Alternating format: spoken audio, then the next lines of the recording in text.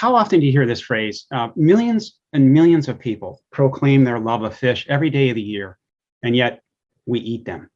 In fact, 98% of all individuals in the world, this phrase, I love fish, actually means this: I love to eat fish. Doesn't it really? Because if you loved fish, as in loving your cat or your dog, you certainly wouldn't kill and eat them, would you? No, I don't think so. Again, it's how we use our words, isn't it? There are three principal ways our oceans are being destroyed, and all three are caused or at least heavily affected by our food choice.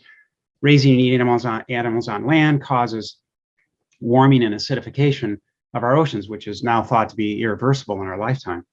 Surface runoff from livestock operations on land has caused more than 550 nitrogen-flooded dead zones around the world, comprising 95,000 square miles of areas completely devoid of oxygen or life. So any meaningful discussion of the state of our oceans has to first begin, I think, with frank discussions about land-based animal agriculture. But it is fishing that has the largest impact of all. Well, incredibly large amounts of sea life are taken from our oceans in three ways. First, they're taken as target fish. That's the one you want to eat. Fish are also taken out of our oceans to feed other fish grown on factory fish farms, part of the aquaculture movement. And lastly, fish are also taken as bykill due to those first two types of fishing. Oh, well, gosh, that really doesn't leave too much in our oceans now, does it? In fact, our oceans are being ravaged, and yet everyone we know still eats fish. Fragile, interdependent, and poorly understood ecosystems have been devastated.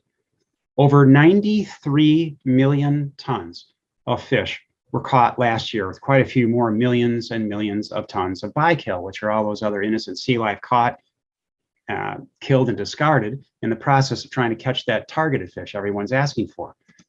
Bykill includes juvenile fish that'll never see their way to maturity, all 7 of the endangered sea turtles, sea lions, birds, dolphins, even whales are bykill.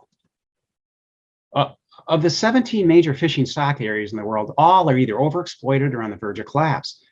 89% of the world's fished species are affected, considered heavily depleted or overfished from overfishing practices.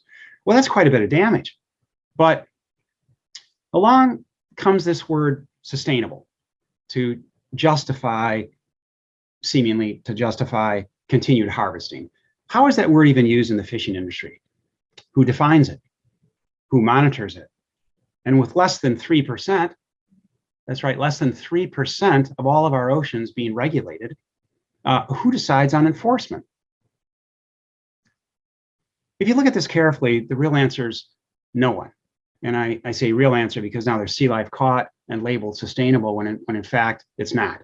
But it's still labeled as such by a number of highly respected organizations, such as the Marine Stewardship Council, or MSC, the Monterey Bay Aquarium Seafood Watch, after 10 years of knowing about problems, much of which I've contacted them, written them, talked to people there about it.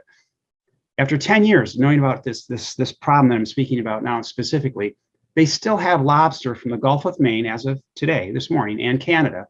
They still have it listed as a good alternative, 11 out of 12 categories. It's not a good alternative for many reasons. Rapidly declining number of lobster, inefficient trapping mechanisms, and most importantly, I think, is the very sad effect lobster trapping has on the critically endangered North Atlantic right whale.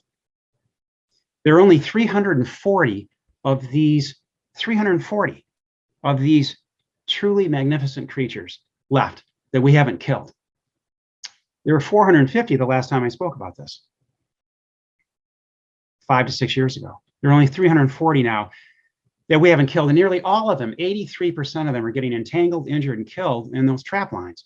But it's not lobster trap lines, just lobster trap lines from Maine or Canada that cause all the problems behind the scenes. It's fishing nets from all over the world. Whales caught in fishing nets die a very slow, painful, agonizing death while trying to desperately free themselves over a period of 6 months' time on average from the time they first became entangled.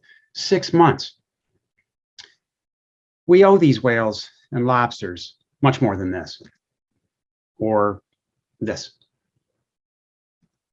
Elsewhere in the world, there have been an estimated 800,000 tons of non-biodegradable fishing nets cut loose from fishing vessels each year for the past 25 years, catching countless numbers of unsuspecting sea life.